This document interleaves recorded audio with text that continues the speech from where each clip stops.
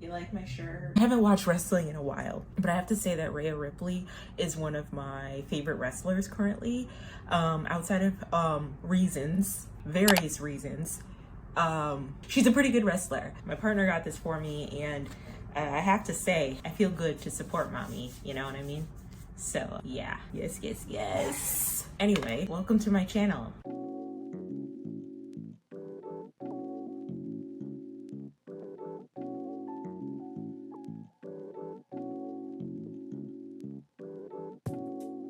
Hi, hello everybody, welcome to my channel. My name is Exis and this is my channel, Exis Does. Welcome. And if you were to ask me what I do, it is somewhere in between what it do, my best, and commentary. And I'm glad you are able to hopefully sit here and listen to me somehow do all three. How are we doing? How's it going? If the stars are aligned, I should be committed to staying consistent, and this should be my third video after the last video I made talking about like some updates that I have. So if time permits itself and if the stars are very well aligned, I'm a little ashy, this should be the third video coming out. This video right here. And this will be more of a commentary based video. Shit, I swear this ring is so hard to take off. Let me get some lotion. Yeah, it looks like this ring is gonna stay on here for the video. And me not being able to take it off is making me feel very uncomfortable. That's the risk you take when you buy cheap Target jewelry, I guess. In this video today, I am going to be talking about pretty privilege.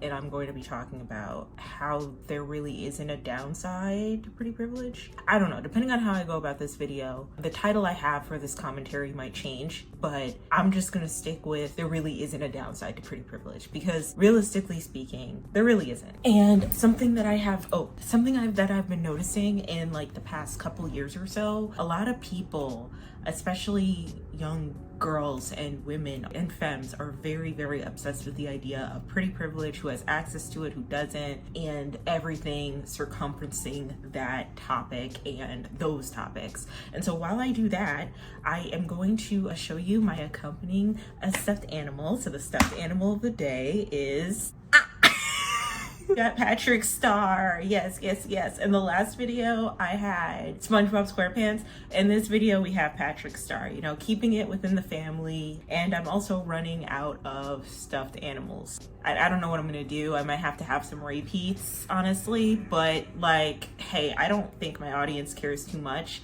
By the way, I know I'm like 10 years late on this, but we reached 500 subscribers. Yay. Woot. Yeah, we reached 500 subscribers, and I want to just personally tell you guys, all 500 plus of you now, thank you. This is a big milestone for me, being someone that has started from scratch. And I really appreciate that y'all are supporting me in my journey as I grow as a content creator. So I just want to do a brief shout out and say thank you all for getting me to the 500 mark. I don't know if there is another video that speaks on this. I don't know. If there was, it's been like a long time ago. But for this one, guys, thanks so much. I really appreciate it. Yeah, but anyway, yeah, today we're gonna talk about pretty privilege with Patrick Star and how there are no downsides. Something I do notice about people who do talk about the pretty privilege and who has it, who doesn't, who has access to it and who doesn't have access to it, is, I don't know, they're stating a lot of things that I'm able to get my ring off. Okay, hold on. Shit, never mind. Yeah, Mama's is stuck on there. Hold on. I tried to put lotion in hopes that it would come off, but it's not. And now it's bothering me. Like, I think it's gonna make me itch, but I don't think it will. What if it's like stuck on my finger forever? That's gonna suck. I don't want it stuck on my finger forever. Wait, okay, maybe if I twist. Twisting seems to help. Also, water seems to help too. Maybe if I get my hands. Oh, there it is. There she goes. She's coming off and she's going on this finger. Maybe she should go on no fingers. I don't know. Okay, hold on. I'm not done yet. I'm not done. I'm still committed to the bit. Yeah, we're gonna get into the pretty privilege talk. Just give me like 5 seconds, okay? Just give me 5. Okay. That's a ring stack I'm comfortable with. Okay, cool. Yeah, so, oh, A lot of y'all out here who are talking about pretty privilege, a lot of the issues that you face with the downsides of pretty privilege, regular women and femmes probably face, right? Like, that's the belief I have. And it just kind of irritates me that more or less what I'm noticing is that a lot of us are going back in time with superficiality that we had in the early 2000s, anywhere between like, you know, size and weight. Fashion obviously is coming back, but even the superficiality of like who has access to being attractive and who doesn't and what that means to people. I find it interesting that we're all like doing a full aggressive 360 back to that, not understanding the why behind feeling this way. So before we get into any more details about pretty privilege and my views on it and why I think that there is no downside to pretty privilege, I want to talk about what pretty privilege is, okay? And so the definition of pretty privilege, do I want to pull up Urban Dictionary? Do I want to pull up the trusty Samsung SA Plug? I kind of do, but I could probably tell it to you and you probably know. If you're chronically online, you know the definition of pretty privilege. But for those who don't know the definition or don't know what pretty privilege is, it's basically someone who more or less has access to good resources and means and money, or has specific societal privileges based off of the way that they look, based off of their appearance. So right now, because I looks maxed today, for all y'all who don't know what looks maxing is, I guess looks maxing is like making yourself look as, I'm not having lipstick on my teeth when looks maxing goes wrong. Okay, so I guess what looks maxing is when you go above and beyond to really take care of your appearance so that you can be seen as the utmost version of attractive for yourself or of yourself. And so what I'm doing here today, I guess, is a version of looks maxing, because y'all haven't seen me with a full face beat of makeup in like 6 months. Those who do looks max more, those who, I don't know, wear more makeup, wear their hair a certain way, more often than not, they will normally get access to some form of pretty privilege, where people will give them certain privileges based off of how they look. And I think the idea of pretty privilege and the concept started way before we were even talking about pretty privilege. Adjective privilege, right? That idea, that like that framing of words in our Urban Dictionary, I think that came from white privilege. And when we started talking about how white people have certain privileges over other minorities, and then from there we started adding in several different other privileges. It started from white privilege, then I remember there was, if you're in black spaces, okay, light skin privilege, and then there is, depending on what size you are, you could have thin privilege, and now we moved into pretty privilege. So normally it's like something positive that you can benefit from in privilege. And I think we really started talking about pretty privilege when Saweetie went on a podcast and mentioned how girls don't like her because she has pretty privilege and they think that she's mean, or they have certain preconceived notions about her, or they just don't like her personality in general based off of how she looks. And this is when we started talking about it. I believe we had this conversation in like 2020, 2021, around the Pandemonium, maybe right when Saweetie was about to take off. And I think this is when we started having the conversations of pretty privilege. And so for the longest time, after Saweetie mentioned we had pretty privilege, and after hearing a lot of people talk about it, I noticed on TikTok that a lot of people were talking about how to get access to pretty privilege, how to look more attractive, things that can make you look better. And then I think what really cemented this idea and concept of pretty privilege on the internet, at least in black spaces, though I don't think black spaces are the only ones who exclusively had access to this, but Ostefco. Do y'all know who Ostefco is? If you don't, I'll tell you. Okay, so Ostefco is a content creator, a current live content creator on YouTube, who came out with a video talking about why she doesn't have pretty privilege.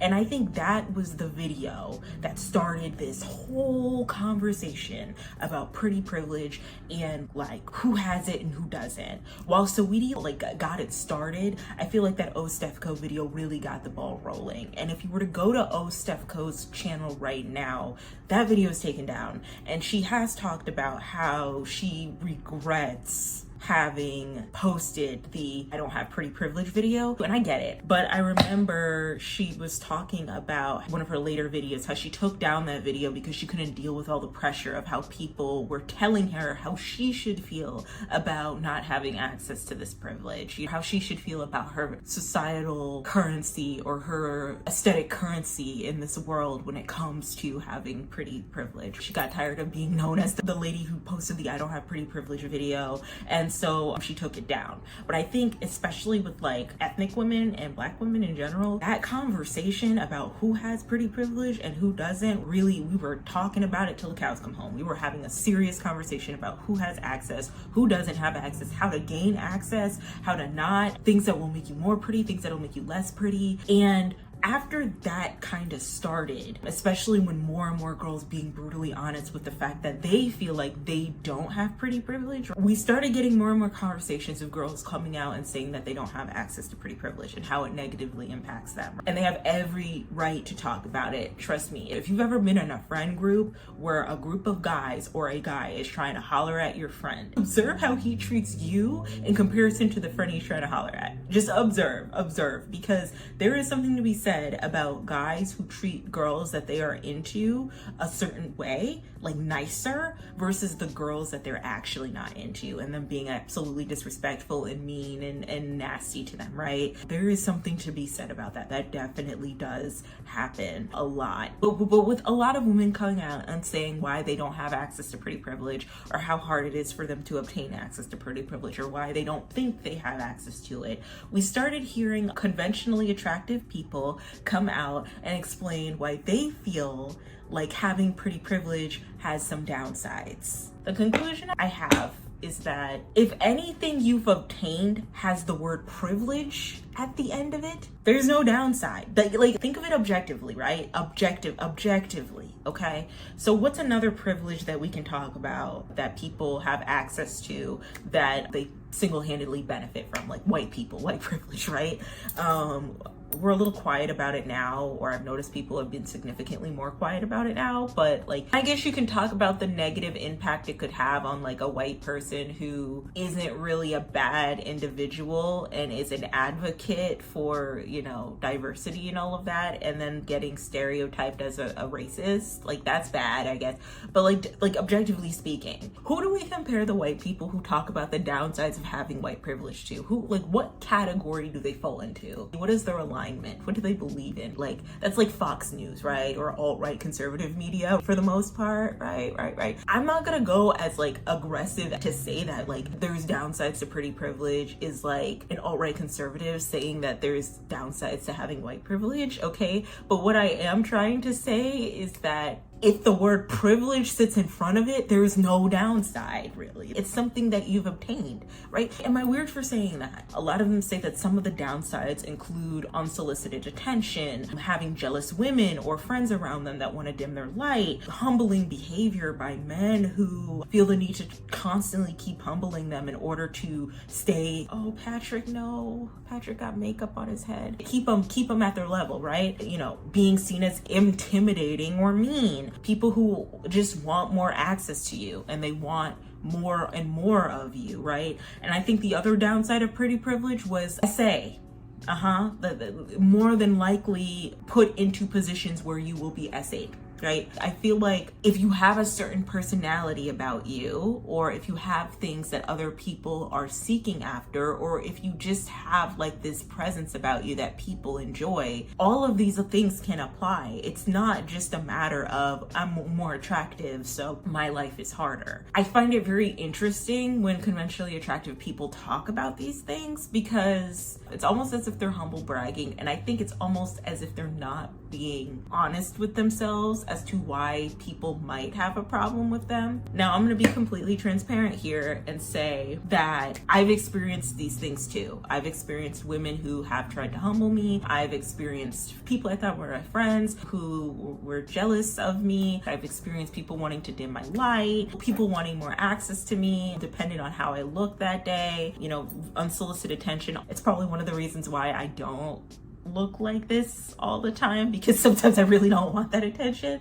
But like that could really happen to anybody. Like any woman can go through that. Any femme can go through that. Even the SA part, like you're more than likely to be SA'd. Again, a very interesting take, because if you're just like a woman in general, the chances of you being SA'd are still incredibly high. Right? It can still happen to you. And I'd almost dare to say that the downside of not being conventionally attractive is that when it does happen to you, people don't care. They don't care as much. A good example of this, and let me cook, okay? Hear me out. This is a big hear me out. But those missing person stories, those missing girl stories, missing women stories. Atlanta, Georgia is at one point was one of the #1 cities for SCX trafficking, okay? Atlanta, okay, is a very diverse city, but for the most part is predominantly Black. But what does the news spend the most time when it comes to missing person cases? Do you know how many people I hear on Black news, social media channels, and social media spaces that talk about missing people of color and missing women of color? And do you know how often they are disregarded by mainstream news sources? Like, are you guys not aware? Like, that's a thing. And how this ties into pretty privilege is that when you look at it as a construct, especially in America, pretty privilege aligns very much so with how close you are in proximity to Eurocentric beauty standards. So more or less how Caucasian you look, how close you are to looking white. Which is why all of the like light skin privilege, thin privilege, pretty privilege, right? They all derive from some version of whiteness, at least in America, right? Obviously, people are going to be more attracted towards and have more sympathy towards a white woman who goes missing than a young Black woman that goes missing, right? In Connecticut, there was a young Black girl who got unalived, and she was very, very beautiful, but the Bridgeport police, for whatever reason, closed the case and didn't open it up again, and they let the person who was in her vicinity, the last person she was with, go, and there are a lot of assumptions that he had something to do with the unaliving of her. Yeah, that happens often, more than not, right? And so what am I trying to say here? What I'm trying to say is that if you look at who gets to benefit from pretty privilege the most, those who align with whiteness the most, the downside of pretty privilege is almost obsolete. And the same stuff that pretty people deal with, ugly people probably deal with tenfold and do not get any reparations or any justice for the things that they deal with. There was a creator or an IG model that I followed for quite a long time talking about her personal downsides with pretty privilege. And one of the things that she said was that, you know, she more than likely she will be SA'd for being attractive. And somebody stitched the video and said, more than likely, if you are a woman, weak and vulnerable, or if you are just a person, you are going to be SA'd. It has nothing to do with you being attractive. And that is something I have to agree with the idea of pretty privilege and who has access to it and who doesn't have access to it, right? I think that at one point, these conversations, these open and honest conversations about who gets to call themselves pretty, who doesn't, and who benefits from being pretty, and what are the downsides, I think there was an attempt to talk about the realistic idea of how society treats women that they deem attractive versus how they treat women that they deem unattractive.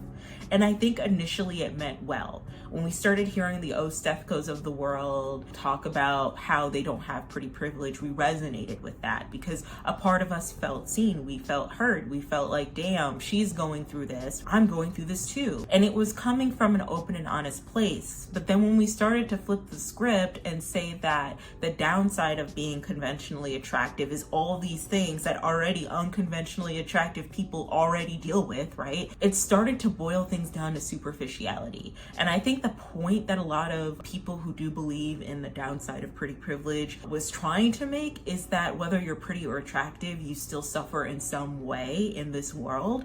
I think it boiled down to the superficiality of if you are more attractive, you will get access to more things, beauty and appearances holding way more precedence than it should. There's a saying that I heard a long time ago where, being conventionally attractive will get your foot in the door.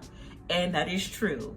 Looks matter, right? You looking the best you do might get you into certain spaces, but it won't get you a seat at the table, because I think what people don't understand about being conventionally attractive is that there are millions of conventionally attractive people in the world, and that pretty privilege is very much so dependent on two things. One, it's very regional, okay? So it depends on the region you're in. And two is that it's fleeting and it's hard to maintain. It's temperamental. So a good example of this, okay, it's regional. Connecticut, okay? I probably wouldn't be seen as very attractive up in Connecticut. Maybe looking the way I do, probably, but for the most part, there's a bunch of stuffy ass white people up there, okay, who live from the suburbs and come from that old money. They would think I'm doing too much. They might not see me as attractive. As a matter of fact, in high school, there was like a big thing of not wearing weaves or too much makeup and trying to be like the quirky, relatable, manic pixie dream girl, you know what I mean? But like something like that.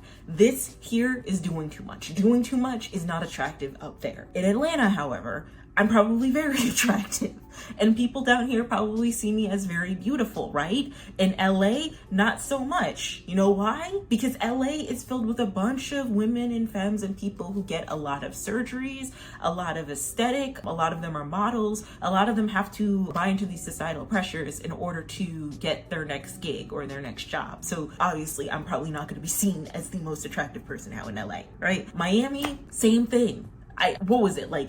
Oh, she's a Miami 6, but an LA 10 or whatever, remember that trend where people were like, are you a New York pretty, an LA pretty, or a Miami pretty? It's regional. Y'all prove to yourselves that being pretty and being conventionally attractive depends on the region that you're in. In New Hampshire, I'm probably not that attractive, but here in Atlanta, I'm probably very attractive. I could maybe, I hope, get drinks bought by me at a club in downtown Atlanta somewhere looking like this. But in Miami, probably not. They probably won't even let me through the door, looking like this. It's dependent on where you are. And then when we talk about pretty privilege being temperamental, it's fleeting. The standards of beauty are always changing.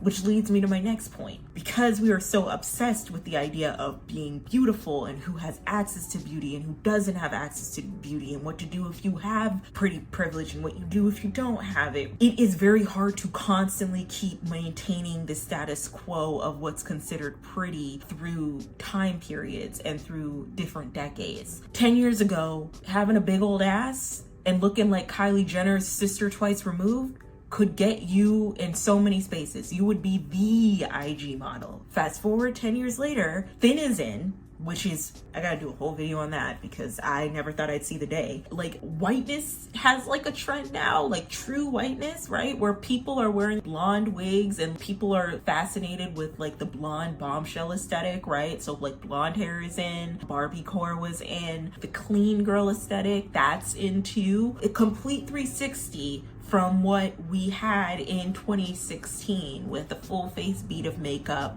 the Fashion Nova fits, and the BBL bodies. Now it's you have to be super skinny, you have to look like you're not wearing makeup, but you are because it's clean girl makeup, which, and then the fashion is very simple, minimalistic, Aritzia, Lululemon core. The beauty standard is always changing. It's always fleeting. It's temperamental. And to constantly keep up with it or obsess over it does you no good. It does you no good whatsoever. However, with me saying that, I understand that we live in a society. And I understand that as women, we get ranked so much harder on our looks than men do. And so we're only human for believing in pretty privilege or wanting to have access to pretty privilege or, talking about our experiences of not having access to it. However, I get very irritated when I see people who so clearly benefit from pretty privilege talk about their negative effects of being conventionally attractive, because it's like there are no negative effects of having something that everybody wants. At most, people will probably be insecure and project their insecurities onto you, but that can very much so be for anybody who has anything going for themselves at all. There could be people who would be jealous of you just for existing, just because you're having a good day. Sometimes it really doesn't have to do with you being pretty. I wish that we could get to a point where we have beauty neutrality, where we care less and less about how we look and we care more and more about how we treat people. But again, that's me living in an ideal world, right? And that's not gonna happen. I really thought we would at least get to a point where we would all just come together and like focus on something else, like having decent personalities or being decent people, but we haven't. All right, so I'm gonna talk about what I could see potentially being a downside of pretty privilege if we were going to talk about downsides, which I wish more and more people would talk about, especially people of color, because this is very, very important. So I wouldn't call this a downside, but just like an observation I've made as being a minority, an ethnic woman, a Black woman, growing into her beauty as she's evolved in life.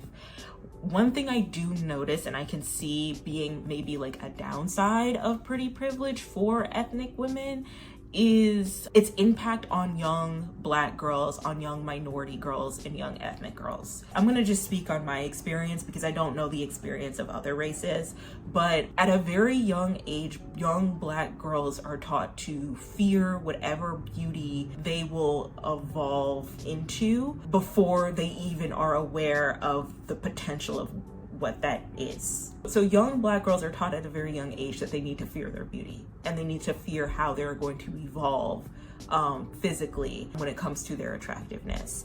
And what I mean by that is the adultification of Black girls before they even know that they're being adultified. And this happens with Black boys too, that at a young age, for me personally, and I don't think this is anything new for Black women as well, is that at a young age we're taught that certain things that counterparts that maybe don't have the same phenotypes as we do are seen as grown up or inappropriate. And this is probably like at a certain time period in life, so maybe like growing up in the 90s or early 2000s, how many of y'all have been told by your family and by your parents and maybe by your mother or your father that you couldn't have your hair straightened at a young age because it looked too grown? How many of y'all were told that you couldn't wear extensions at a young age because it looked too grown? That you couldn't wear, for me it was nail polish, even I'm gonna just say it, makeup.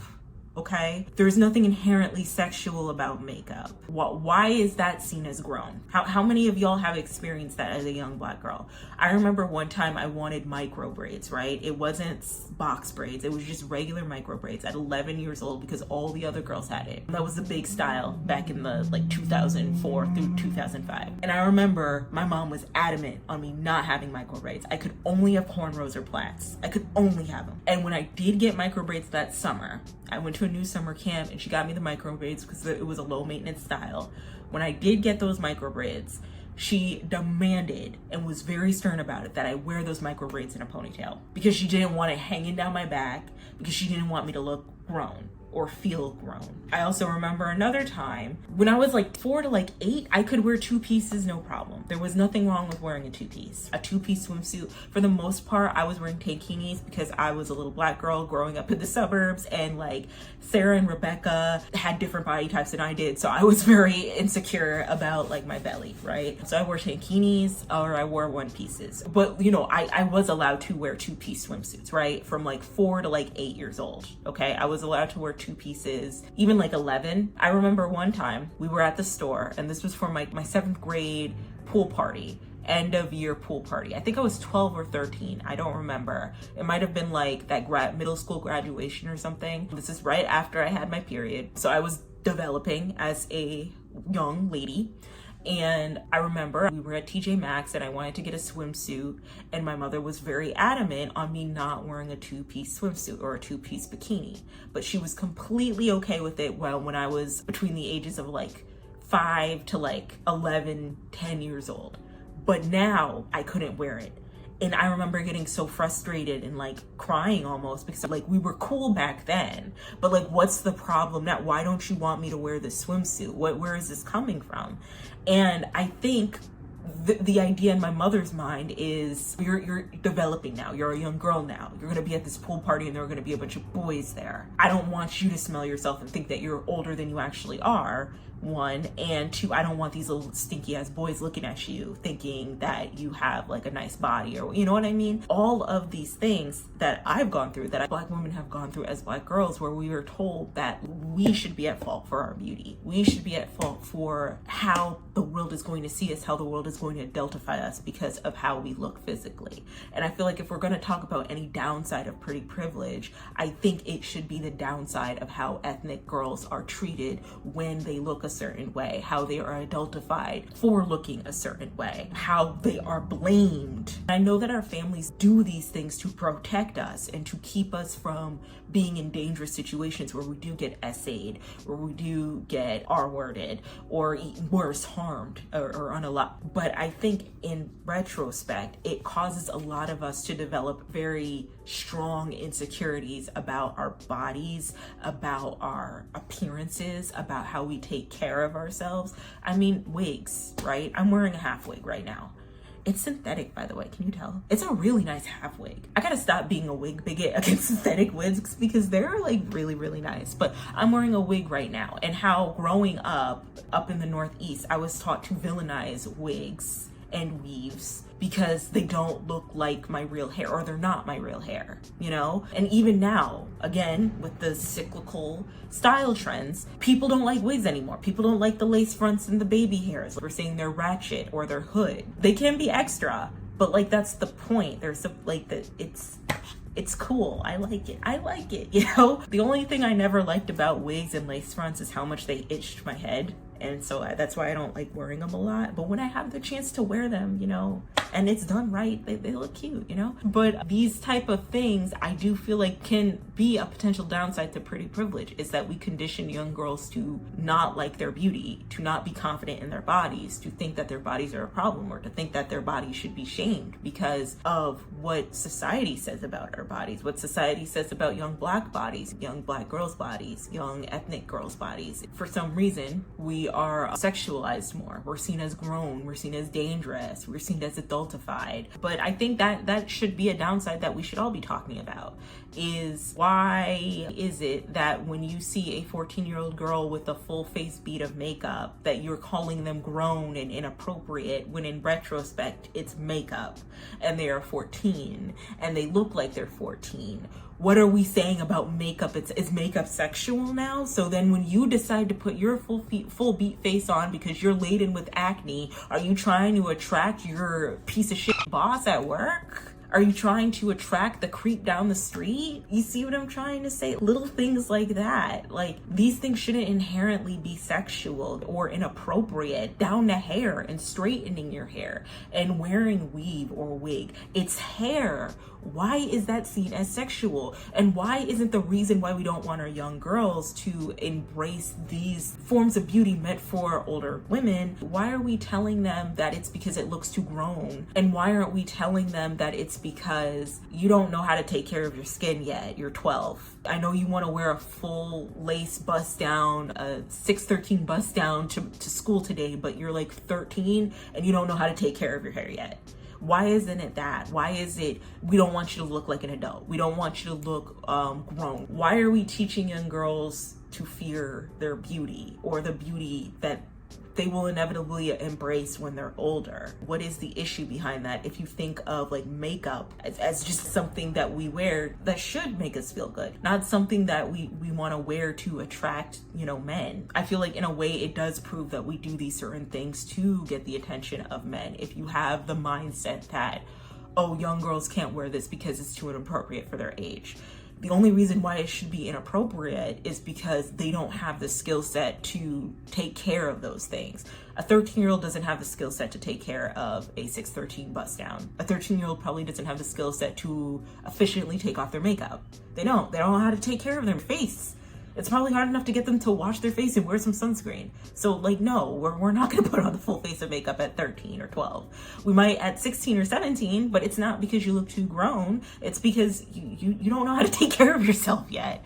Like, why are we teaching young Black girls and ethnic girls at a young age that them looking attractive warrants them to be villainized in the future. And then this mindset that we have potentially spurs up this conversation of the downside of pretty privilege, when in actuality, it's not the downside. It's just people who have these deep-rooted insecurities that they were brought up with at a young age, projecting it onto other people, that whether you are conventionally attractive or not conventionally attractive, you will be affected by regardless. I don't know. That's just a question I have, you know? One other downside I could see to pretty privilege, and not really downside, just something that we could probably talk about, right? So like learning how to handle yourself when your pretty privilege card doesn't pass, or when you don't get compliments and you don't get attention from people for being attractive.